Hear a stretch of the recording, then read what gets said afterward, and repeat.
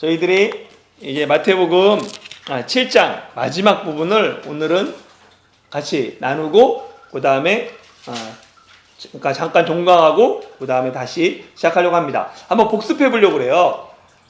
산상설교 보면 맨 처음에 뭐로 시작합니까? 예수님이 산에 올라서 제자들이 나오고 입을 열어 가라사대 뭐라 그래요? 심령이 가난한 자는 복이 있나니 하면서 팔복에 대해서 시작합니다. 이거 한번 성경책을 보셔도 돼요. 5장부터 보면 그 다음에 팔복이 끝나면 그 다음 뭐라고 그럽니까? 네, 너희는 세상과 소금과 빛이다 라고 하면서 착한 행실을 통하여서 아버지께 영광을 돌리게 하라 라고 얘기합니다.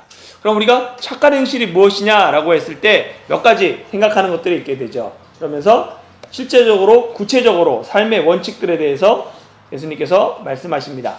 첫 번째가 서론 부분으로 율법의 완성자라고 했어요. 그래서 예수님이 뭘 하기 위해서 오셨다고요?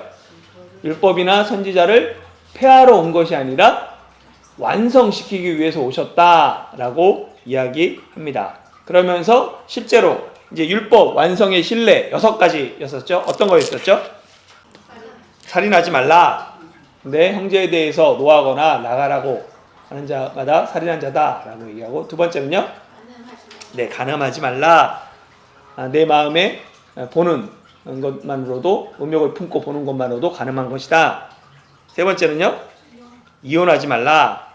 그래서 아무 이유 없이 아내를 버리는 것 이혼하는 것이다 라고 얘기하고, 그 다음은요, 맹세하지 말라. 헛맹세, 어떤 것으로도 땅이나 뭐 하늘이나 예루살렘이나 어떤 것으로도 맹세하지 말라라는 얘기인데, 예, 그 다음은요, 네, 복수하지 말라. 눈은 눈, 이는 이. 그러나 그렇게 하지 말라. 그리고 또 뭐 마지막은요, 내 원수를 사랑하라라고 하면서 6가지 율법 완성, 정신이 무엇인지 이야기를 했습니다. 그리고 바로 6장에 이어서는 생활 지침에 대해서 얘기했죠. 그래서 맨 처음에 보는 게 뭐에 대해서? 구제, 다음이 기도, 그 다음에 금식, 그리고 재물에 대한 생활 지침을 이야기했습니다. 7장으로 넘어가면 타인과의 관계가 나오죠. 맨 처음에 7장 1절에서 5절은 뭐예요? 뭐에 대한 겁니까? 예, 성경책을 보면 사실 더 쉬워요. 여러분들이 그 노트보다는 비판하지 말라. 그래서 타인과의 관계에서 비판하지 말고, 그렇지만 먼저 내 안에 들보를 빼는 것이 먼저고, 그로 말미암아 형제의 눈 속에 티를 빼는 것까지 나가야 된다라고 얘기했고요. 5번째는 그 다음에 자신과의 경계라고 해서 4가지를 말씀드렸어요. 맨 처음이 뭐냐면 6절에 거룩한 것을 개에게 주지 말라. 두 번째는 구하라, 찾으라, 두드리라 라는 것을 얘기했고, 세 번째는 좁은 문으로, 세 번째는 그거죠. 황금률. 그래서 대접받고 싶은 대로 여기도 대접하라. 그리고 네 번째가 좁은 문으로 들어가라. 이것이 자신에 대한 경계, 지난주까지 살핀 내용이었습니다. 그렇죠? 네, 그러면 오늘 마지막 부분은 뭐냐면요,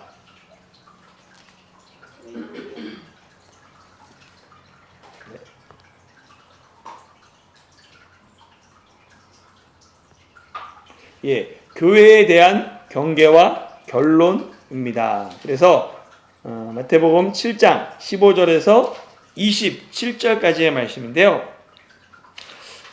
먼저 15절부터 20절까지 먼저 읽어보겠습니다. 시작. 거짓 선지자들을 삼가라. 양의 옷을 입고 너희에게 나오나 속에는 노력하는 일이라. 그들의 열매로 그들을 알지니 가시나무에서 포도를 또는 엉겅퀴에서 무화과를 따겠느냐. 이와 같이 좋은 나무마다 아름다운 열매를 맺고 못된 나무가 나쁜 열매를 맺나니, 좋은 나무가 나쁜 열매를 맺을 수 없고 못된 나무가 아름다운 열매를 맺을 수 없느니라. 아름다운 열매를 맺지 않는 나무마다 찍혀 불에 던져지느니라. 이러므로 그들의 열매로 그들을 알지라. 일단 여기부터 먼저 읽었어요. 그래서 몇 가지 얘기할 텐데요. 사실 산상수훈은 크게 보면 팔복, 이 서론, 그리고 본론을 세상의 소금부터 황금률, 결론, 두문, 두나무, 두건축자로도 나눌 수 있어요. 그러니까 어떻게 나누냐는 각 사람마다, 그걸 해석하는 사람마다 다릅니다. 그렇지만 우리는 일단은 이 틀을 따져가지고 마지막 교회에 대한 경계와 결론으로 나누려고 합니다. 교회에 대한 경계, 첫 번째는 거짓 선지자를 삼가라라는 말씀에 비유가 주어지죠. 두 나무 비유입니다. 그러니까 좁은 문과 넓은 문이 있고 그 다음에 좋은 나무와 못된 나무가 있다라고 이야기합니다. 그래서 보면 두 나무의 좋은 나무와 못된 나무는 이 거짓 선지자를 비유하기 때문에 참 선지자와 거짓 선지자를 상징하는 거예요. 선지자라고 할 때 미리 아는 사람이라는 한자로는 뜻입니다. 미리 아는 사람이죠. 그런데 성경에서 선지자라는 것은 미리 아는 사람이 아니라 하나님의 말씀을 대언하는 사람입니다. 그래서 우리가 예언자라고 했을 때 그 미리 예자가 아니라 그 맡을 예자를 쓴다라고 말씀드렸어요. 그래서 거짓 선지자란 하나님의 말씀을 바르게 전하지 않는 사람이에요. 하나님의 말씀을 대언하지 않는 사람이 거짓 선지자인 거죠.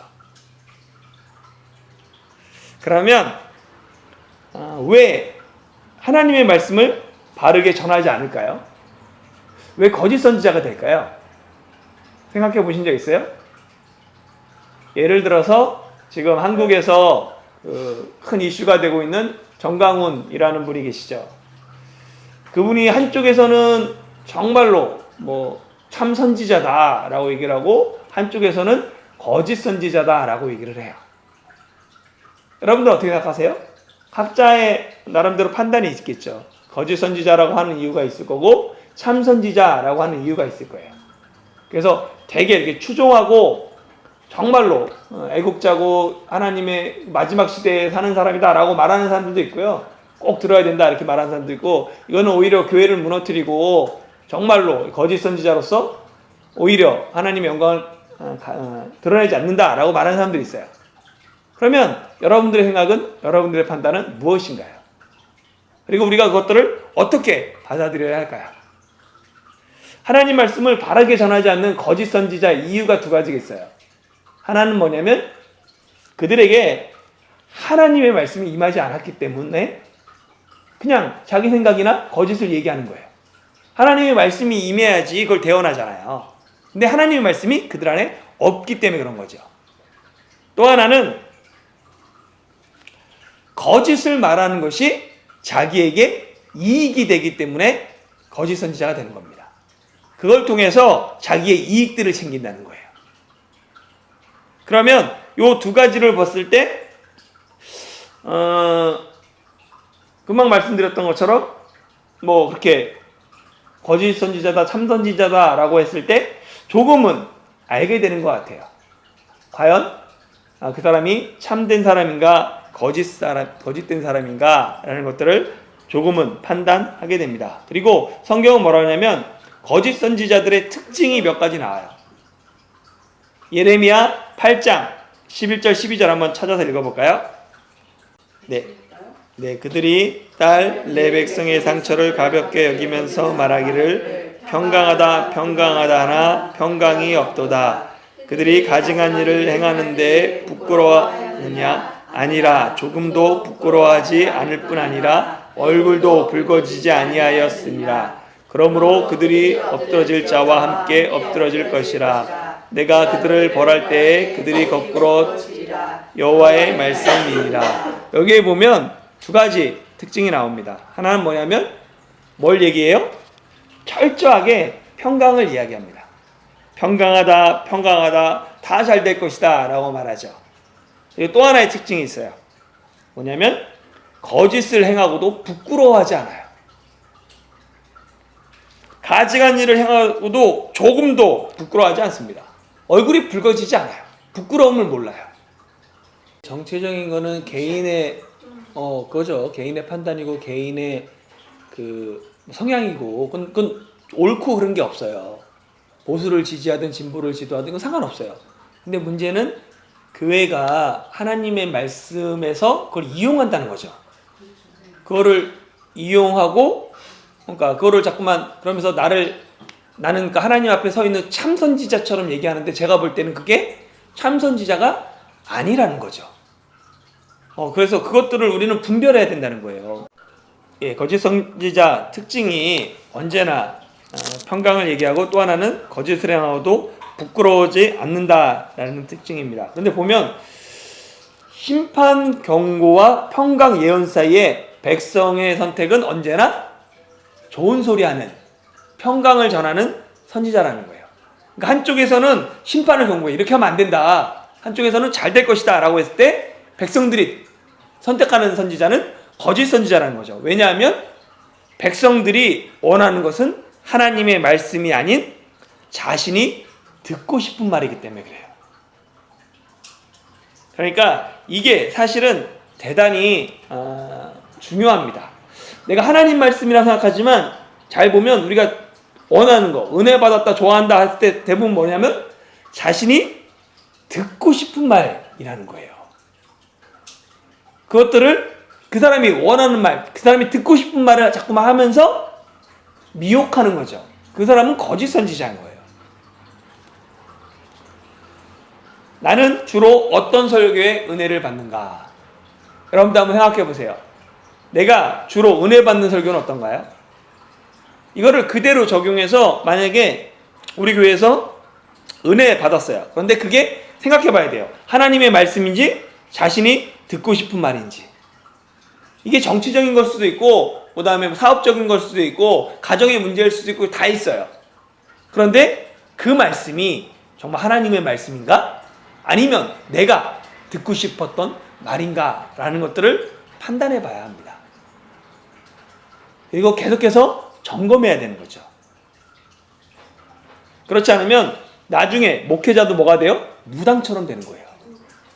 네. 사람들을 의식하면서 사람들을 보면서 그 사람들이 듣고 싶은 말들을 해주는 거죠. 선포하고 아멘을 유도하고 감정들을 끌어올리고 그러면 그 사람을 뭐라고 하냐면 결국은 거짓 선지자다라고 이야기하게 하는 것입니다. 당연히 싫은 소리 하는 사람보다 좋은 소리 하는 사람이 인기가 있고 그에게 사람이 몰립니다. 결국 그런 사람이 인기와 명성과 재물을 얻죠. 오늘날로 말하면 뭐예요? 대형 교회가 되는 거죠. 그런데 혹 그것이 자신의 이익을 위한 하나님의 말씀을 바르게 전하지 않는다면 그 사람은 거짓 선지자입니다. 그러니까 하나님의 말씀을 바르게 전해서 사실은 근데 하나님 말씀을 바르게 전하면 인기가 있고 명성가 있고 재물이 있는지는 모르겠어요. 근데 그럴 수도 있어요. 그런데 그게 사람들을 기분을 맞추기 위한 것이라면 그건 어쩔 수 없이 결국은 거짓 선지자가 됩니다. 갈라디아서 1장 10절에 보면 내가 하나님께 좋게 하랴 사람에게 좋게 하랴 내가 사람들에게 좋게 했으면 그리스도의 종이 아니다라고 사도 바울이 이야기합니다. 한때 제가 저의 모토로 삼았던 말씀이 갈라디아서 1장 10절 말씀이었어요. 그래서 그렇습니다. 한번 돌아볼 필요가 있고요. 그리고 그러면 참 선지자와 거짓 선지자를 분별하는 방법이 무엇일까라는 것에 대해서 두 가지 살펴보겠습니다. 뭐 같은 내용이긴 한데요. 참과 거짓의 분별이 쉽지 않아요. 왜 쉽지 않느냐면 거짓 선지자는 위장의 달인이기 때문에 그렇습니다. 15절에 보면 거짓 선지자들을 삼가라 양의 옷을 입고 너희에게 나오나 속에는 노력하는 일이다. 그러니까 겉으로 보면 양이에요. 겉으로 보면 너무 좋아요. 그 속에 있는 것들은 일인데 잘 보이지 않아요. 그런데 진리는 위장할 필요가 없습니다. 우리가 현대사회는 관계들이 복잡해지고 막 이러다 보니까 예전과 다르게 위장하기가 쉬워졌어요. 특별히 이민사회는 한국에서 어떻게 살았는지 다른 데서 어떻게 살았는지 새롭게 시작할 수 있는 그런 마음이 들죠. 그러니까 위장하기 되게 좋아요. 그렇기 때문에 이 사람이 거짓인지 참인지 분별하기 위해서는 최소한의 검증의 시간이 필요합니다. 10길 물속은 알아도 한 길 사람 속은 모르잖아요. 그런데 그래도 조금 아는 게 뭐예요? 시간이 지나면 그 사람이 어떤 사람인가 조금은 드러나게 돼 있습니다. 그래서 최소한의 검증 시간이 필요하고요. 진실과 거짓은 시간을 통해서 드러날 수 있기 때문에 그렇습니다. 두 번째 더 중요한 게 있는데요. 뭐 시간과 비슷하긴 한데 뭐냐면 열매를 보라는 거예요. 그 사람이 맺고 있는 열매. 16절에 보면 그들의 열매로 그들을 알지니, 열매로 안다는 거예요. 가시나무에서 포도를 또는 엉겅퀴에서 무화과를 딸 수 없다라고 얘기합니다. 본문에 나오는 나무는 모두 유실수예요. 그러니까 그 실과가 있는 거죠. 유실수의 존재 목적은 열매입니다. 다른 것들은 어떻게 보면 집을 질 때 기둥으로 쓸 수 있고 막 크게 제목으로 쓰는 나무들 있잖아요. 근데 이건 여기 그런 게 아니에요. 여기는 무조건 유실수입니다. 그러니까 좋은 나무와 나쁜 나무의 차이는 열매에 달려 있어요. 어떤 열매를 맺냐는 거예요. 그래서 열매를 보면 나무를 알 수 있다라고 얘기합니다. 못된 나무는 나쁜 열매를 맺고 좋은 나무는 좋은 열매를 맺습니다. 반대로 얘기하면 좋은 열매를 맺으면 좋은 나무인 거고 나쁜 열매를 맺으면 못된 나무인 거예요. 아무리 그럴듯한 이야기라는 사람일지라도 맺힌 열매가 자기 배는 채워요. 그런데 다른 사람에게 해를 끼치는 사람 있을 수 있죠. 그러니까 나한테는 부자가 되는데 다른 사람은 가난해져. 같이 일하는 사람들은. 그것은 결국은 양의 탈을 쓴 일이밖에 되지 않습니다. 예를 들어서 이제 이게 뭐 참선지자, 거짓 선지자가 약간 목회자랑 비슷하기 때문에 교회 목회를 하는데 목사님만 부자가 돼. 다른 사람들은 정말 힘들게 헌금하는데 아무리 좋게 설교를 하고 아무리 그분이 사랑을 실천한다고 해도 생각해 볼 필요가 있다는 거죠.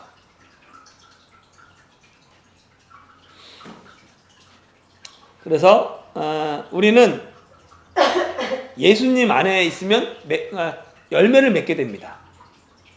예수님은 포도나무고 우리는 가지예요. 그 안에 있으면 누구나 열매를 맺게 됩니다. 그렇다면 내 안에 열매가 없다면, 내 삶에 열매가 없다면 나는 예수님 안에 있지 않다는 거예요. 근데 이미 우리는 예수님을 주님으로, 그리스도로, 하나님의 아들로 고백함으로 말미암아 내 안에 예수님이 함께 계세요. 내 안에 성령님께서 계세요. 그렇다면 우리는 뭐예요? 열매를 맺어야 된다는 거예요. 그러면 성경에 나오는 여러 열매들이 있습니다. 나중에 한번 집에서 찾아보셔도 되고요. 회개에 합당한 열매가 있죠. 그래서 세례받으러 나온 사람들을 향해서 세례요한이 뭐예요? 회개에 합당한 열매를 맺으라 라고 얘기합니다. 좀 더 자세히 누가복음에는 회개에 합당한 열매들이 나왔어요. 뭐냐면 실제 삶을 가지고 2벌 옷 있는 사람은 1벌 다른 사람에게 나눠, 없는 사람에게 나눠주고, 그 다음에 내가 있는 그 직장에서, 직업에서 하나님 앞에 어떻게 살아가야 되나, 이런 것들은 구체적으로 나왔습니다. 그러니까 합당한 열매라는 건 똑같진 않아요, 모든 사람이. 그렇지만 그 삶에서 맺어야 된 열매가 있다는 거예요. 그리고요, 성령의 열매가 있습니다. 갈라디아서 5장 22절부터 23절에 보면 성령의 열매에서 사랑과 실학과 온유와 자비와 양성과 충성과 온유와 절제와 쭉 나오죠. 그게 성령의 열매들이 우리 삶 가운데 맺어야 돼요. 이건 나중에 다시 한번 얘기할 텐데요. 성령의 열매들은 성품하고 관련돼 있고 시간들이 필요해요. 그래서 이따가 또 한번 얘기하고요.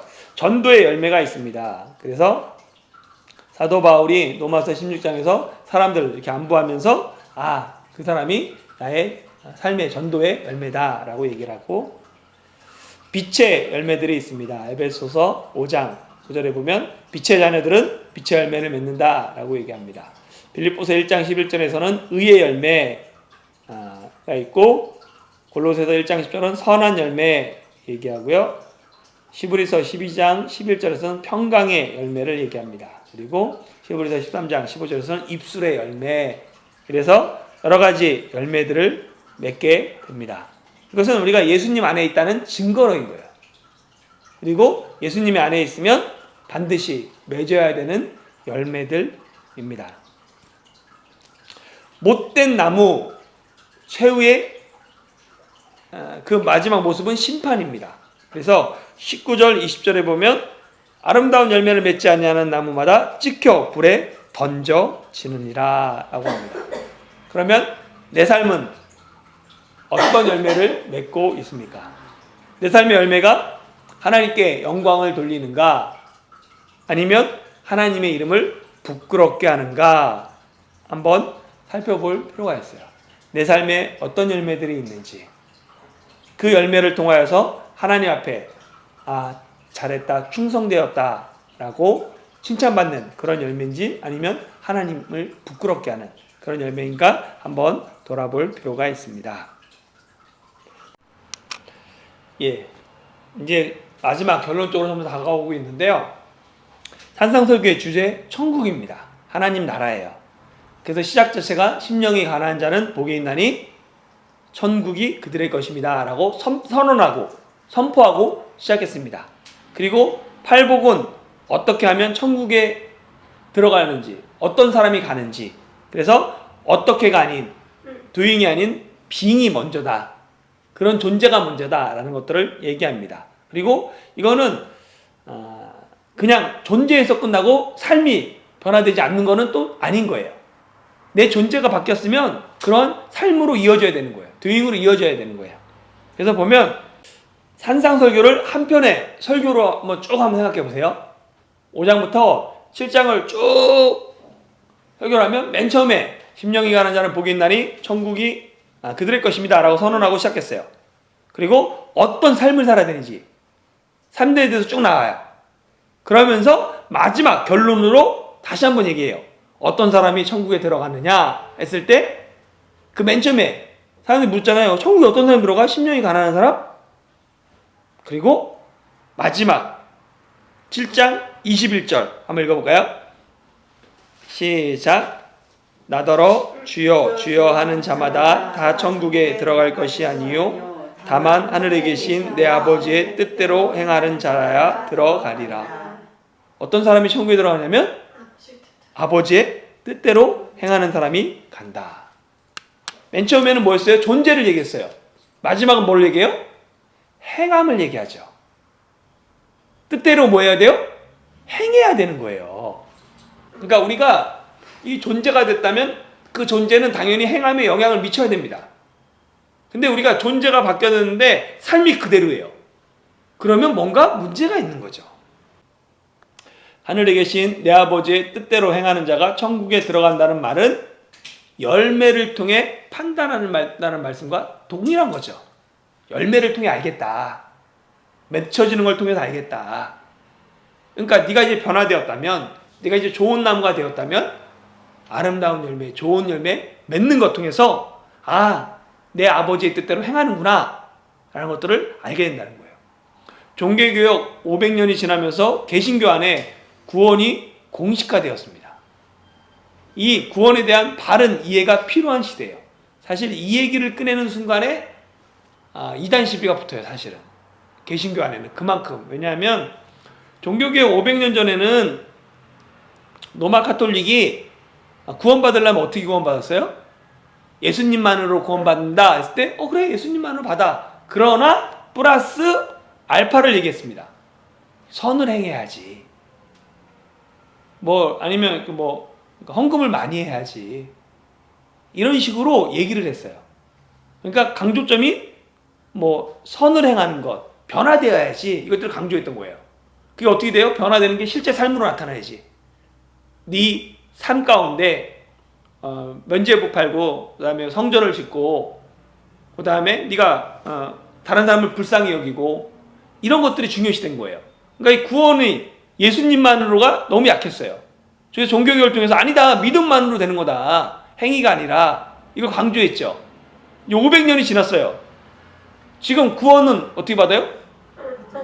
믿음으로 고백해서 예수 그리스도를 주로 고백하며 거기서 약간 끝난단 말이에요. 그 다음에 삶에 대해서는 잘 얘기를 안 해요. 삶으로 얘기하면 자꾸만 이 천주교로 한다 생각해요. 그 삶을 얘기하는 순간에 이단 시비가 붙습니다. 근데 성경은 사실 그렇지 않아요. 지금 이 마태복음 봐도 뭐예요? 어떤 사람이 천국에 들어가? 심령이 가난한 자, 하나님만 의지하고 난 할 수 없다고 얘기하고, 그때 얘기를, 그러니까 그 심령이 가난한 자를 해석했잖아요. 나는 정말 아무것도 할 수 없습니다. 구원에 대해서. 오직 하나님만이 하십니다. 가난한 심령으로 하나님 찾는 사람, 그런 사람이 구원을 받아요. 그래요. 오직 하나님만으로 돼요. 그런데 마지막은 뭐예요? 설교 결론 쪽에는 하나님의 뜻대로 행하는 자가.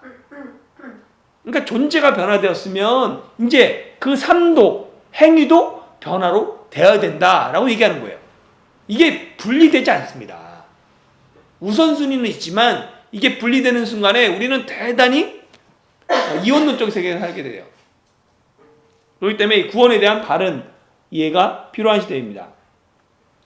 요한복음에서는 구원, 영생, 하나님의 자녀, 천국을 같은 의미로 사용해요. 그래서 보면 여기 보면 내용들이 좀 있는데 한번 찾아보도록 할게요. 요한복음 1장 12절. 이건 사실은 대단히 중요한 내용인데요. 한번 이것들만 좀 굳건히 해도 여러분들의 신앙이 좀 많이 균형을 잡을 수 있을 것 같아요. 요한복음 1장 12절 한번 읽어볼까요? 시작. 영접하는 자, 곧 그 이름을 믿는 자들에게는 하나님의 자녀가 되는 권세를 주셨으니. 어떻게 하나님의 자녀가 됩니까? 영접하는 자. 영접하는 게 뭐예요? 그 이름을 믿는 자들. 그 이름이 누구의 이름이에요? 예수님의 이름.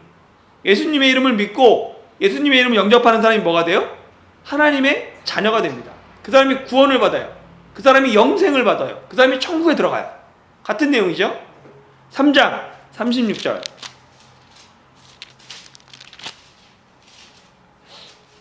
3장 36절 읽어볼까요? 시작.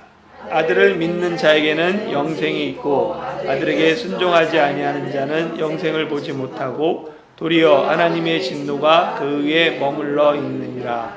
아멘. 여기에 보면 아들을 믿는 자에게 영생이 있어요. 그렇죠?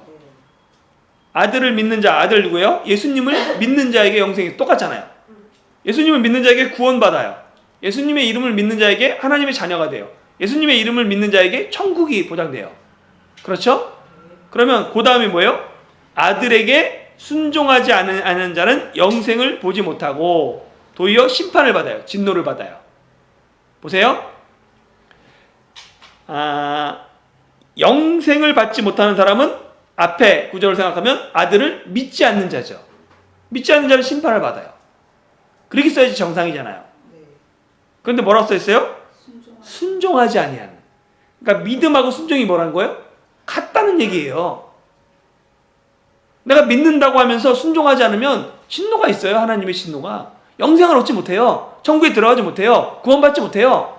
하나님의 자녀가 되지 못해요. 근데 우리는 자꾸만 뭐라고 생각해요? 난 믿었어. 하나님의 자녀가 돼 라고 얘기를 해요. 그런데 아들에게 예수 그리스도의 앞에 순종하지 않으면, 이거를 마태복음으로 얘기하면 뭐예요? 우리가 금방 얘기한 것처럼 아버지의 뜻대로 행하지 않으면 천국에 들어가지 못한다라고 얘기하는 거예요. 예수 믿고 영접하는 것에서 구원이 끝나지 않습니다. 또 하나 있네요. 요한복음 17장 3절 찾아볼까요? 요한복음 17장 3절 읽어볼까요? 시작. 영생은 곧 유일하신 참 하나님과 그가 보내신 자 예수 그리스도를 아는 것이니라. 영생은, 구원은, 천국은, 하나님의 자녀가 되는 것은 유일하신 참 하나님과 예수 그리스도를 아는 것입니다. 구원은 뭐예요? 그냥 믿고 영접함으로 끝나는 게 아니라 아는 것까지 가야 돼요. 하나님에 대해서, 예수님에 대해서 아는 것이 바로 구원입니다. 구원의 과정이에요. 그래서 마지막에 온전히 알면 어디가 되는 거예요? 천국 가서 얼굴과 얼굴을 맞대고 볼 때 온전하게 알죠. 그 전까지는 계속 하나님에 대해서, 예수님에 대해서 계속 알아가는 거예요. 그게 구원이다라고 얘기합니다. 보면 성경의 삶은 어떤 거예요? 피상적인 삶, 지식적인 삶이 아니죠. 그러니까 내 자신이 깊게 체험하고 경험한 삶이에요. 내가 누구를 안다라고 했을 때 그냥 인터넷으로 검색해서 그 사람이 자서전을 읽고 아는 건 성경에서 안다라고 얘기하지 않아요. 내가 그 사람에 대해서 내가 실제 인격적인 교류가 있고 깊은 만남이 있고 경험이 있는 삶을 삶이라고 합니다. 그래서 실제 내 삶에서 하나님과 아들을 아는 것이 어떤 거냐면 내가 하나님을 만나본 거예요. 인격적으로. 아들과 인격적으로 교제를 해본 거예요. 그냥 성경을 통해서 아는 게 아니라 내가 실제 그 말씀이 내 삶에 들어와서 살아서 역사하는 말씀이 되고 인격적인 교제들이 일어나는 거예요. 그러면 뭐가 돼요? 순종으로 나타난다는 거예요. 근데 우리가 이성으로 자꾸만 만나다 보니까 이성으로만 안다 보니까 순종까지 안 이루어지는 거예요. 천지를 창조하신 그 하나님, 그 하나님의 아들이 십자가, 그게 머리로는 아는 거예요. 머리로는 내가 영접해요. 믿어요. 근데 삶이 변화되잖아요. 왜요? 머리로 아니까. 그게 실제로 교통해 본 적이 없는 거예요. 그 천지에 창조하신 그 하나님이 내 안에 들어와 본 적이 없는 거예요. 그러니까 순종으로 나타나지 않습니다. 그러나 그것이 아는 것이 순종으로 나타날 때 그것이 진짜 아는 것이라고 성경은 이야기합니다. 그래서 순종하지 않는 자에게는 영생이 없는 거예요. 입술로는 주님을 부르지만 그의 삶이 하나님의 뜻을 행하지 않는 자는 결코 천국에 들어가지 못한다라고 요한복음 7장 21절, 22절, 23절이 이야기하고 있는 것이죠. 그러나 그것이 아는 것이 순종으로 나타날 때 그것이 진짜 아는 것이라고 성경은 이야기합니다. 그래서 순종하지 않는 자에게는 영생이 없는 거예요. 입술로는 주님을 부르지만 그의 삶이 하나님의 뜻을 행하지 않는 자는 결코 천국에 들어가지 못한다라고 요한복음 7장 21절, 22절, 23절이 이야기하고 있는 것이죠. 이는 내가 무엇을 행했느냐에 달려있지 않습니다. 물론 행함으로 순종으로 그게 나타나요. 그렇지만 행하는 것만 가지고는 되지 않아요. 왜냐하면 자신의 뜻을 이루기 위해 주님의 일을 행할 수 있어요. 그게 그 다음 이어지는 거예요. 22절에서 같이 한번 22절 23절 읽어볼까요? 시작. 그날에 많은 사람이 나더러 이르되 주여 주여 우리가 주의 이름으로 선지자 노릇하며 주의 이름으로 귀신을 쫓아내며 주의 이름으로 많은 권능을 행하지 아니하였나이까 하리니 그때 내가 그들에게 밝히 말하되 내가 너희를 도무지 알지 못하니 불법을 행하는 자들아 내게서 떠나가라. 여기 보면 행함으로는 그 마음을 알 수 없다는 거예요. 그렇죠. 왜냐하면 내 뜻을 이루기 위해서 주님의 일을 행할 수 있어요. 주의 이름으로 주의 이름으로 주의 이름으로 다 합니다. 마태복음 7장 22절과 23절에 그날과 그때는 예수님께서 재림하셔서 세상을 심판하는 때예요. 그날과 그때는 넓은 문으로 들어간 사람들이 그 문이 멸망으로 인도했다라는 것을 알게 되는 날이죠. 그날은 아름다운 열매 맺지 못하는 나무들이 찍혀 불에 던져지는 때입니다. 하나님의 진노가 임하는 때예요. 그리고 그날은 하나님의 오래 참으심이 끝나는 때입니다. 베드로후서 3장 9절에서 10절에 보면 어떤 사람들은 그날이 더디다라고 얘기를 해요. 그런데 하나님이 그날이 더딘 것은 뭐예요? 하나님의 오래 참음 때문이에요. 근데 오래 참음이 끝나는 날이 있다라고 얘기합니다. 한번 그러면 누가 읽어주세요. 주의 약속은 어떤 이들이 더디다고 생각하는 것 같이 더딘 것이 아니라 오직 주께서는 너희를 대하여 오래 참으사 아무도 멸망하지 아니하고 다 회개하기에 이르기를 원하시느니라. 그러나 주의 날이 도둑같이 오리니 그날에는 하늘이 큰 소리로 떠나가고 네. 물질이 뜨거운 불에 풀어지고 땅과 그 중이에요. 네. 하여튼 뭐 중에 있는 모든 일이 드러나리라. 예, 보면 그러니까 일부러가 아니라 이거 정말 왜 예수님 안 오시지? 그날이 오지 않지? 라고 말하는데 하나님의 오래 참으시면 모든 사람이 구원받기 원해요. 거기서 끝나면 언제 될지 모르는 거예요. 근데 그다음 뭐예요? 그러나 그날이 반드시 있다라고 얘기를 하죠. 오래 참으시지만 그 오래 참으심이 끝나는 날이 있어요. 그래서 결국은 심판의 때가 있는데 그날에 보세요. 많은 사람이 자신의 주의 이름으로 행한 것을 가지고 나와요. 그 사람들이 자기 이익을 위해서 하지 않았어요. 자기 이름으로 하지 않았어요. 주의 이름으로 선지자 노릇하라고 귀신을 쫓아내며 많은 권능을 했어요. 주님의 이름으로 그 일들이 일어났어요. 그래서 당연히 천국에 들어갈 수 있다라고 생각하죠. 근데 들어가지 못합니다.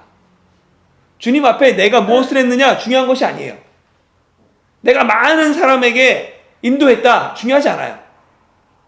내가 그 사람들을 진리의 길로 인도했고 자기는 진리에 못 들어갈 수 있어요. 많은 사람은 좁은 길로 인도했지만 자기는 넓은 길을 추구할 수 있어요. 자기 이익을 위해서. 이름을 위해서는 이름을 가지고는 할 수 있어요. 주의 이름으로. 우리가 현대 능력 있는 종이라고 얘기하고 사람들에게 인기 있고 그런 사람들이 어떤 사람이에요? 선지자 노릇하고 진리에 대해서 불의에 대해서 얘기하고 귀신을 쫓아내고 능력 있고 방언을 얘기하고 그다음에 병 고침을 입고 많은 권능을 행하는 것, 큰 기적이 상식이 되는 것. 그런데 내가 무엇을 했냐는 주님 앞에 중요하지 않습니다. 내가 주님의 이름으로 무엇 행한 것이 아니라 내가 주님 앞에 누구냐가 중요해요. 내가 어떤 존재냐는 거예요.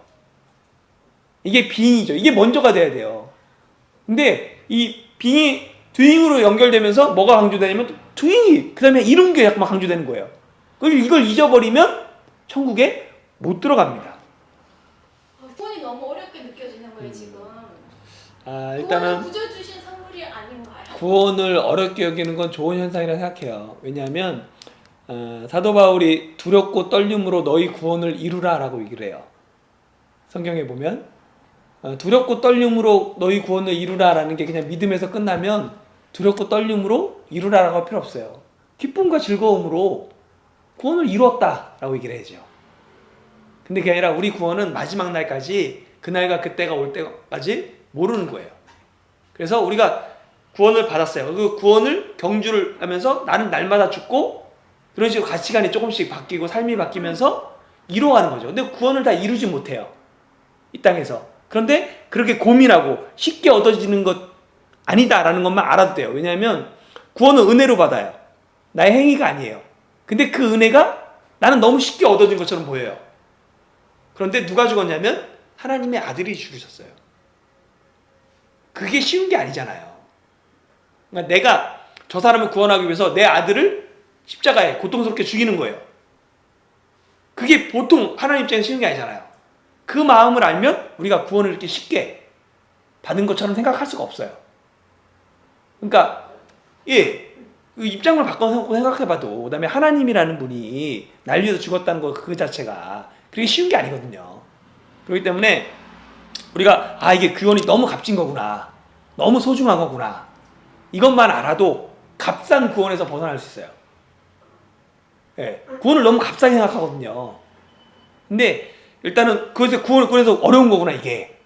이것만 알아도 훨씬 더 고민하게 돼요. 그리고 지금 이런 고민들이 사실은 대단히 중요합니다. 그러니까 이전에는 이런 것들에 대해서 생각할 필요 없어요. 너 믿었으면 됐지 못하라 의심해. 이게 맞았어요. 근데 지금은 자꾸만 고민해 봐야 돼요. 과연 내가 정말로 하나님의 사람으로 살아가고 있는가. 이러면서 우리 가치관이나 생각이나 이런 것들이 조금씩 변해가는 거죠. 그러면서 주님을 닮아가는 거예요. 쉽지 않더라고요. 아니 어렵죠. 이 신앙생활이 사실 어려운 거예요. 왜냐하면 존재 자체가 바뀌고 삶이 바뀌잖아요. 중요한 게 뭐냐면 맨 처음에 잘 구원에 대해서 모르고 그런 사람들은 뭐예요? 구원의 시작이 뭐예요? 우리가 예수님을 영접하고 믿는 거예요. 정말로 내 삶의 주인으로. 그러면서 구원이 우리 안에 예수님이 들어와서 시작하죠. 그 다음에 구원이 예수님이 일하시기 시작해야 되는 거잖아요. 그 전체들을 다 구원의 과정으로 보는 거죠. 이걸 나눠서 보는 게 아니라, 그러니까 네가 예수님 믿음으로 말미암아 구원을 받았다라고 말할 수 있어요. 왜냐하면 성경은 네가 예수님을 믿음으로 사망에서 영생으로 옮겼다라고 이미 선언해요. 왜냐하면 우리는 지금 이 시간을 살아가잖아요. 그런데 예수님은 이 시간을 넘어서 모든 걸 다 아세요. 그러니까 이걸 성도의 견인이라고도 얘기하는데요. 뭐냐면 맨 처음에 구원을 우리가 그러니까 예수님께 너 구원받았어 라고 하면 이거를 성령님께서 인도해 가신다는 거예요. 성도들을 계속 끌고 가신다는 거예요. 끌고 가는 거예요. 내가 가기 싫은데도 억지로 끌고 가면서 구원에 이르기까지 하세요. 그게 성도의 견인, 성령님이 하시는 일이에요. 그런데 때로는 처음 구원을 받았지만 마지막에 다 모든 것들을 포기하고 하는 사람도 있어요. 예, 그래서 구원의 은혜를 맛봤지만 성령을 거스리면 구원받지 못한다라고 얘기하는 거예요. 근데 이거는 우리 가점이고 흐름이고 주님은 이 시간 너머에서 모든 걸 아신다는 거죠. 우리가 할 거는 내가 구원받느냐 아니냐가 아니에요. 우리가 할 건 뭐예요? 구원의 삶을 살아가는 거예요. 열매를 맺게 하는 게 이제 우리의 과제인 거예요. 계속 그 전에 내가 예수님 믿었을 때 구원받았나 안 받았나 이게 아니에요. 이미 이건 지나갔어요. 우린 구원을 받았어요. 그러면 구원받은 사람으로서 어떻게 하나님 말씀에 순종하며 살아갈 것인가? 이게 실질적인 고민과 여기서 자꾸만 구원이 너무 어려워 이게 되는 거예요. 그게 돼야 되는 거예요. 나는 구원받았으니 끝났어가 아니라 그럼 내가 과연 어떻게 이 구원을 이뤄갈 것인가? 성령님과 같이 함께 하나님 나라를 이끌어갈 것인가? 이게 지금 우리의 과제인 거죠. 그러니까 우리 과제는 이미 전으로 얘기하면 존재는 이미 그리스도의 사람이 되었어요. 하나님의 자녀가 되었어요. 그렇죠? 예수 그리스도를 영접하고 믿음으로 말미암아 나는 되었어요. 그럼 이제 그 다음에 이 된 게 존재가 바뀌면 삶이 바뀐다니까요. 생각과 가치관이 이 문제 가운데 있는 거예요. 세계관과 이게 지금 우리의 고민거리가 되는 거예요. 다시 예전으로 돌아가서 구원받았네 안 받았네 이거는 아닌 거예요. 예, 여러분들은 구원 받으셨어요. 네. 그리고 정확하게 말하면 사실은 이렇게 믿음 때문에 여러분들의 믿음과 성경을 근거해서 이렇게 선언하듯이 얘기하지만 정확하게 얘기하면 뭐예요? 그날과 그때는 어떻게 될지 나조차 알지 못하는 게 맞아요. 근데 우리가 하나 믿는 게 있어요. 하나님의 자비하심. 아들을 내어준 그 자비하심이 그날까지 내가 하나님 앞에 붙어 있고 그렇게 살아간다면 우리는 뭐예요? 당연히 구원시키겠죠. 그렇지 않으면 못할 아들을 죽이고 막 그렇게까지 해요. 너 이거에 못하네? 넌 안 되겠어. 이렇게 하지 않는다는 거죠. 하나님의. 그러니까 하나님의 긍휼하심에 우리의 영혼을 맡기고 우리는 어떻게 살아갈 것인가? 그럼 되는 거예요. 마지막 날에 하나님께서 분명히 자비를 베푸시고 긍휼을 베푸시고요. 좀 부족할 수 있죠. 당연히 그렇다고 너 부족하니까 안 돼. 하나님 그러신 분 아니거든요. 그러나 중요한 건 여기에 보면 많은 행함으로 말미암아 구원받지는 않는다는 거예요. 예, 존재 자체가 하나님을 모르는 사람인 거예요. 맨 처음에 알았겠죠. 근데 어느 순간에 하나님보다 또 높아졌죠. 하나님 까불면 죽어. 그 순간에 뭐예요? 알지 못한다예요. 주의 이름으로 많은 일을 했죠. 내가 지금 하나님 앞에 섰을 때 뭔가를 드러내야 되겠다는 부담감이 있고 그 다음에 그게 잘못하면 뭐가 되냐면 자기 의가 돼요. 그러면 그때는 또 이제 주객이 전도된 거죠. 원래 내가 정말 순수한 마음으로 이게 했던 게 나중에는 나를 자랑하고 나를 드러내고 내가 높아지기 위해서 하나님 뭐라도 내놓기 위해서 한다면 구원을 행위로 바꾸는 거예요. 예, 구원은 값없이 주어졌잖아요. 거기에 내가 그러니까 삶의 변화가 일어나는데 이 삶의 변화를 통해서 내 의를 드러낸다면 그때부터는 또 다른 얘기가 돼요. 없지 않도록 내 자원하는 마음으로 전도할 수 있는데 이거라도 드려야지. 이런 마음이 되면 밑바탕을 잘 생각해 봐야 돼요. 이게 과연 내가 그냥 하나님이 주는 은혜 때문에 감사해서 하는 건지 아니면 뭔가를 우리 사람은 밑바탕에 그런 게 조금씩 있어요. 저는 그냥 고민하면 고민할수록 좋다고 생각해요. 왜냐하면 그만큼 말씀을 위해 살려고 하는 거거든요. 그 다음에 하나님 뜻대로 찾아가려고 하는 거고 문제는 이런 고민이 없는 사람이 문제예요. 왜냐하면 생각해보세요. 예전에 이런 고민 하신 적 있으세요? 안 했죠. 근데 지금 이런 거 해요. 그만큼 내가 하나님 위해서 살고자 한다는 거예요. 그리고 그만큼 내가 성경제로 괴로워한다고 고민한다는 거죠. 그만큼 내가 점점 하나님에 대해서 알아가는 거예요. 예, 이전에는 구원받으면 그때만 좋아요. 너무 좋아요. 다 좋아요. 그때는 어린아이라니까요. 근데 그 다음부터 이제 내가 좀 더 장성하는 거예요. 점점 하나님 앞에서 하나님 뜻이 무엇일까? 하나님 기뻐하시는 는 무엇일까? 이게 모든 게 저는 구원의 과정으로 봐요. 예. 그래서 이건 이제 기본은 그런 거죠. 기본은 뭐냐면 내가 무엇을 행했느냐가 중요한 게 아니라는 거예요. 내가 주님과의 나의 관계가 무엇이냐는 거예요. 그래서 주님과의 일이 아닌 주님과의 관계가 우선합니다. 일로 관계를 맺을 수 있잖아요. 근데 관계 때문에 일이 돼야 된다는 거예요. 그래서 누가복음 10장에 보면 마르다와 마리아 이야기가 있죠. 사실 이거 보면 충분히 이해가 돼요. 우리는 그냥 이것만 보면 어떻게 이럴 수가 있어 그러는데 사실은 이 배경을 생각해 보면 충분히 이해됩니다. 한번 같이 볼까요? 어떻게 이럴 수가 있어 그러는데 사실은 이 배경을 생각해 보면 충분히 이해됩니다. 한번 같이 볼까요? 이렇게 하면 안 되는데 길어지는데. 누가복음 10장에 보면 원래 이 3남매잖아요. 38절부터 보면 그들이 길 갈 때에 예수께서 한 마을에 들어가심에 마르다라 이름하는 한 여자가 자기 집으로 영접하더라. 그에게 마리아라는 동생이 있어 주의 발치에 앉아 그의 말씀을 듣더니 뭐 이러면서 얘기 나오잖아요. 거기 보면 마르다, 마리아, 또 하나 누구 나와요? 원래 나사로가 있죠. 근데 저는 일반적으로 이 순서가 어떻게 되는지 정확하게 나오진 않았어요. 그런데 나사로 얘기를 보면 누이 동생이 마리아라고 나와요. 동생 누이가 마리아라고 나와요. 근데 마르다는 나사로보다 먼저인지 아닌지를 모르겠어요. 정확하게 나오진 않아요. 그런데 구절에 보면 살펴보면 마르다라 이름하는 한 여자가 자기 집으로 영접해요. 원래는 유대인들은 여자 이름 잘 안 쓰잖아요. 그럼 나사로의 집이어야 돼요.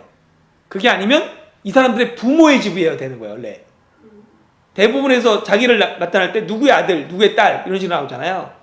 그런데 여기 부모가 안 나와요. 그러니까 부모가 죽은 것 같아요. 없어요. 그리고 보면은 은근히 이 마르다라는 게 먼저 나와요. 마르다의 자기 집이에요. 그러면 마르다가 첫째일 수가 있어요. 그렇지만 유대인에서는 주로 그럼에도 불구하고 남자를 우선순위하죠. 그럼에도 불구하고 얘는 마르다는 계속 나와요. 그러면 첫째에 대한 부담감이 있잖아요. 부모님 안 계시고 동생들 돌보고 손님이 왔어요. 주님이 왔어요. 당연히 부담감으로 준비해야죠. 그런데 주님 뭐라고 그러냐면 마르다. 그러니까 마리아가 왜 동생은 좀 돕지도 않고 불평하니까 마르다는 주님 앞에서 이 관계된 것들이 우선이다라고 얘기를 하죠. 그러니까 누구나 다 일은 해야 돼요. 그리고 그런 부담감이 속히 마리아는 어리니까 동생이니까 그런 게 없어요. 첫째는 그런 부담감들이 항상 있어요. 부모님도 안 계시면 충분히 이해가 돼요. 그럼에도 불구하고 주님과의 관계가 우선이라는 거. 이 영적인 그런 거라는 거예요. 누군가 일을 해야 돼요. 누가 그것들을 하면 좋아요. 그렇지만 관계에서 오는 일이 필요한 거죠. 그래서 그것들을 세워갈 필요가 있습니다. 그리고 보면 그들은 주의 이름으로 많은 일을 했지만 그것은 하나님의 뜻과는 상관없는 일들이었습니다. 오히려 그들의 행위는 주님 보시기에 불법이었다라고 얘기하죠. 하나님의 뜻대로 행하지 않는 모든 것이 불법입니다. 그리고 그 끝은 지옥이에요. 이게 하나님의 뜻대로 행하지 않으면서 은혜다라고 얘기하는 거잖아요. 그건 잘못이라는 거예요. 그러니까 하나님의 뜻대로 행하지 않으면서 하나님이 은혜를 베푸셨다고. 그런 것들은 대부분 다 거짓인 거예요. 그리고 그 끝은 결국은 지옥이 됩니다. 불법이기 때문에.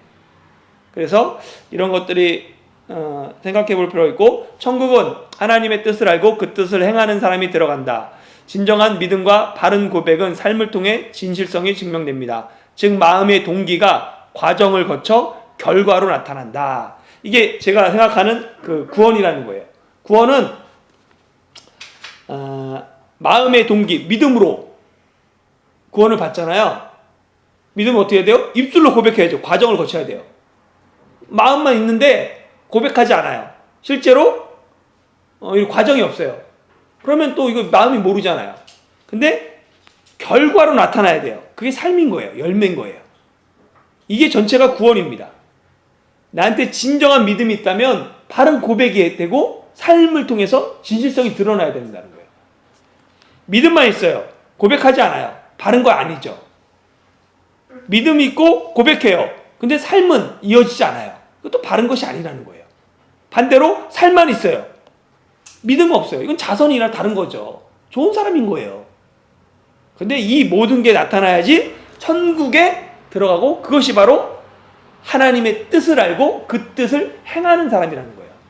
그러니까 행함만 있으면 조심해야 될 게 뭐예요? 그게 누구의 뜻이냐는 거예요. 하나님의 뜻이라는 거예요. 그러니까 이것들이 한꺼번에 가는 것이 구원입니다. 그래서 천국은 예수님을 주님으로 마음으로 믿고 입으로 고백하며 하나님의 뜻을 삶 속에서 행하는 사람이 들어갑니다. 전체를 보면 그래요. 근데 우리가 주로 아까 얘기했듯이 천국을 예수님 믿고 주님으로 마음을 믿고 입으로 고백하면 여기까지만 얘기했다니까요. 왜요? 종교개혁. 그 당시 상황 때문에. 그때는 이것만을 너무 강조했거든요. 그러니까 이쪽을 반대급부로 강조했던 거죠. 근데 지금은 이걸 500년 지나다 보니까 이것만 강조해요. 그러니까 지금 저는 이쪽을 강조하고 있는 거죠.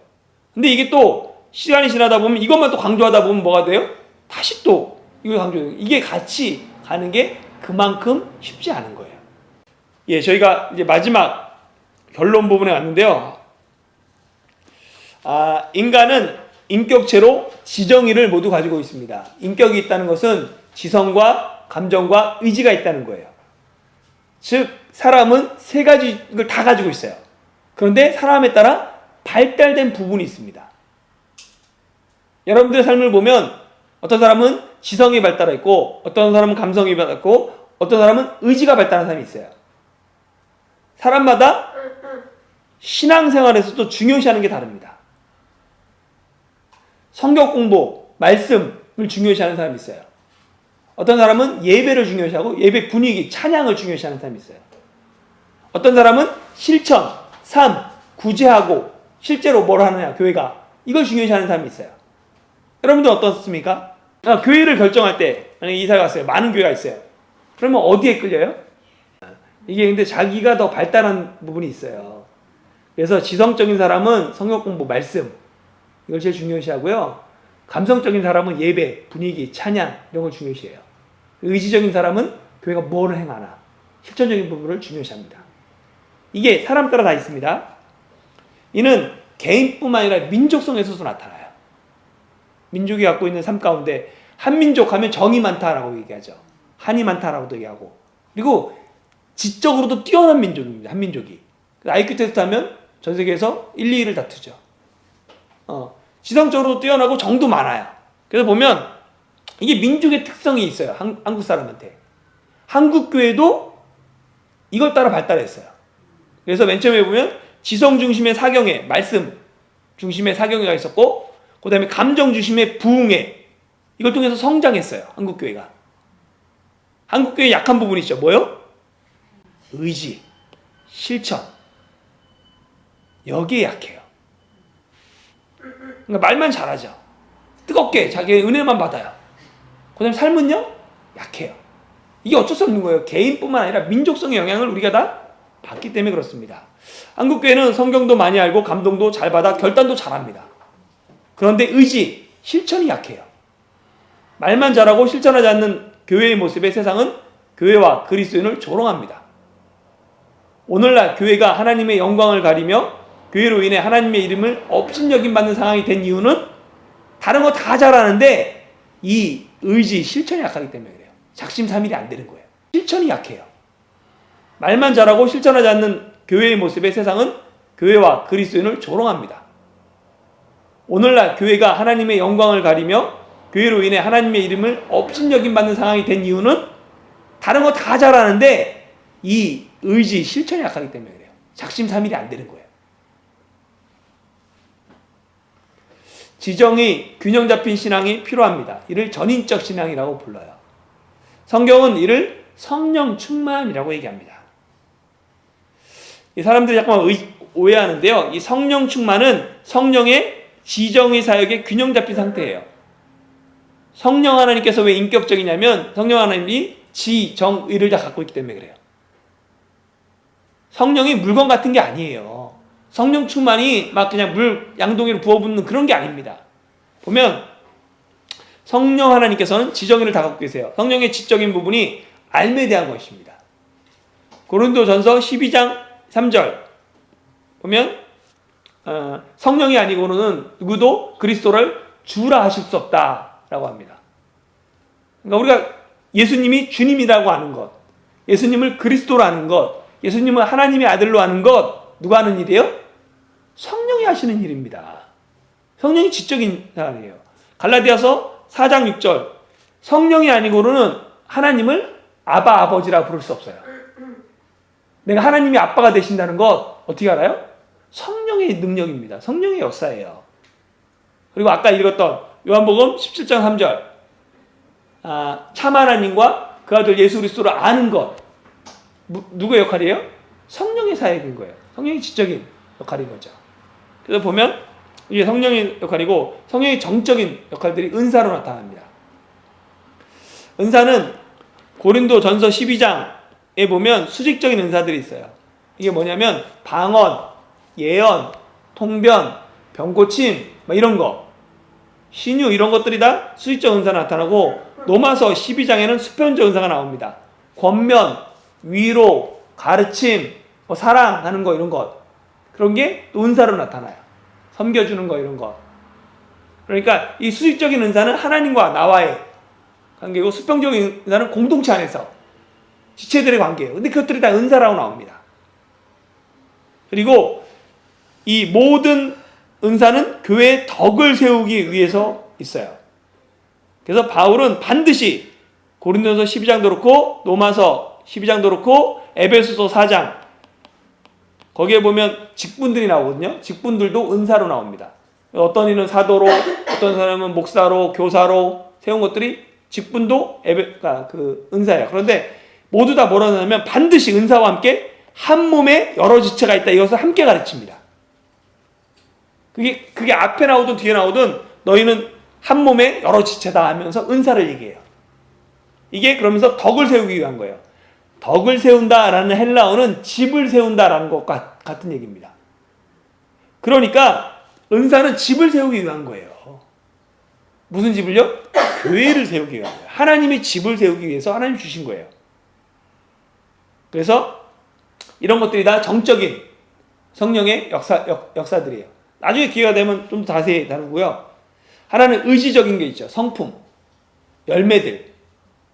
시간이 많이 걸리죠. 의지가 필요해요. 성품이 타고난 성품이 잘 안 바뀌어요. 부모님에게 받았던 유전자 DNA가 잘 안 바뀝니다. 그런데 이것들을 성령으로 말미암아 성품들이 변화되는 것이죠. 그것이 지정의입니다.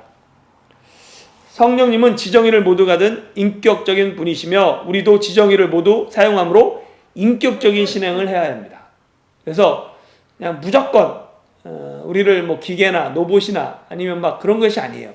우리도 지성이 있고 감정이 있고 의지가 있습니다. 그게 인격체이기 때문에 그래요.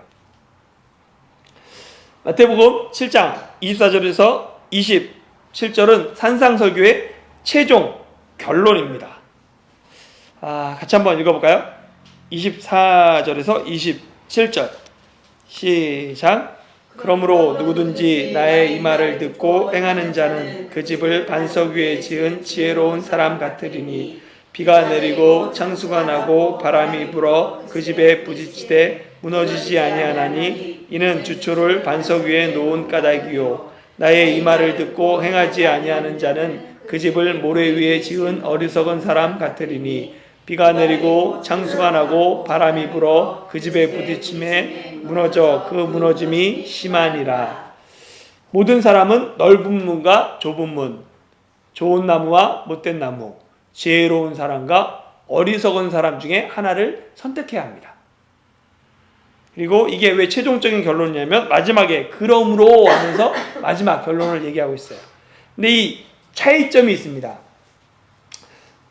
이 좁은 문, 넓은 문, 좋은 나무, 못된 나무는 하나님을 알고 모르는 거예요.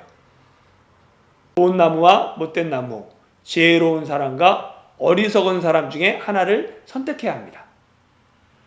그리고 이게 왜 최종적인 결론이냐면 마지막에 그러므로 하면서 마지막 결론을 얘기하고 있어요. 근데 이 차이점이 있습니다. 이 좁은 문, 넓은 문, 좋은 나무, 못된 나무는 하나님을 알고 모르는 거예요. 그렇죠. 그런데 이 지혜로운 사람, 어리석은 사람은 둘 다 하나님의 말씀을 듣는 사람인 거예요. 우리는 이미 좁은 문, 좋은 나무를 택한 사람들입니다. 우리는 예수 그리스도를 택했어요. 예수 그리스도의 택함을 받았죠. 우리는 이미 좋은 문으로 들어가기를 힘쓰는 사람이고, 좁은 문과 좁은 길을 가는 사람이고, 우리는 예수 그리스도를 영접함으로 말미암아 예수 그리스도 앞에 접붙임 받아서 좋은 나무가 되었어요. 가지에 붙어 있어요. 이미 택했어요. 그러나 넓은 문, 못된 나무는 예수님과 상관없는 사람입니다. 그러나 이 지혜로운 사람, 어리석은 사람은, 집을 짓는 사람은 둘 다 예수님의 말씀을 들어요. 주님의 말씀을 들어요. 어떻게 보면 매주 주님의 말씀을 듣는 교회의 일원일 수 있어요. 같이 공동체에 들어간 사람일 수 있어요. 집을 반석 위에 지은 사람이나 모래 위에 지은 사람이나 평소에는 별 차이가 없습니다. 똑같이 말씀을 들어요. 똑같이 예배를 드려요. 그렇죠? 오히려 돈과 시간이 오래 걸리는 반석보다 모래 위에 집은 사람이 더 화려해 보입니다. 시간도 별로 들이지 않고 다른데 장식을 막 화려하게 꾸며놓을 수 있잖아요. 다른데 기초를 쌓는데 안 들이다 보니까. 그러나 비가 내리고 창수가 나고 홍수가 나고 바람이 불면 분명한 차이가 드러납니다. 그 차이가 언제 드러나요? 그날과 그때. 평상시는 잘 보이지 않습니다. 그날과 그때는 드러나게 돼 있어요. 분명하게. 우리 눈에는 잘 안 보일 수 있어요. 그리고 그날과 그때는 돌이키기 너무 늦은 날입니다. 그때는 이미 끝났어요. 이미 무너졌어요. 이미 모든 게 결정된 날입니다. 그렇다면 나의 집은 어디에 짓고 있습니까? 여러분의 집은 지금 어디에 짓고 있나요? 산상설교를 전체를 정리하는 질문을 제가 몇 개 준비했는데요. 원래는 이거 나누고 끝내려고 했는데 일단 읽어보겠습니다. 보면 바리새인의 행위는 사람에게 보이기 위한 것이었다. 나의 신앙생활 중에 사람의 평가를 기대하거나 사람에게 과시하기 위한 위선과 외식의 부분에 있지는 않은가. 사람에게 인정받지 못해 속상할 때는 언제였나. 잘못해서 엔터가 눌러진 것 같아요. 그래서 사람에게 인정받고자 하는 마음이 누구나 있어요. 그래서 사람 때문에 속상할 때 있잖아요. 잘 생각해 보기 바랍니다. 혹시 내가 그 사람에게서 인정받고 싶은 마음이 있나? 그것들을 한번 생각해 볼 필요가 있고요. 내 삶에 하나님 나라를 세워가기 위한 구체적인 생각이나 행위가 있는가? 의도적으로 하나님의 이름을 드러내며 하나님의 영광을 높이기 위해 계획하고 시도하는 구체적인 일이 있는가? 아까 말씀하신 것처럼 내가 전도를 해야 되겠다. 이런 것들이 이런 데서 할 수 있죠. 구체적으로 정말 하나님의 이름을 높이기 위해서 드러내기 위해서 그들은 구체적인 계획들을 세우고 내 삶에 적용해 보는 거예요. 그것들을 실행해 보는 거죠. 세 번째는 사람을 대하는 나의 태도는 어떠한가? 문제점을 찾아 비난하는 사람인가? 아니면 1%의 가능성을 찾아 칭찬과 격려와 지지를 통해 사람을 세워주는 사람인가? 사람을 살리는 사람인가? 죽이는 사람인가? 마지막은 나는 말씀을 듣고 행하는 사람인가? 아니면 말씀은 듣지만 행하지는 않는 사람인가? 내 삶의 기초는 어디에 반석을 두고 있나? 이런 질문들을 한번 해보시고 스스로 한번 원래는 이것들을 같이 나눠보고 그래야 되는데 시간 관계상 어려울 것 같습니다. 그래서 여기까지 산상수훈까지 하고 그 다음에 나중에 8장에서 이어서 하겠습니다.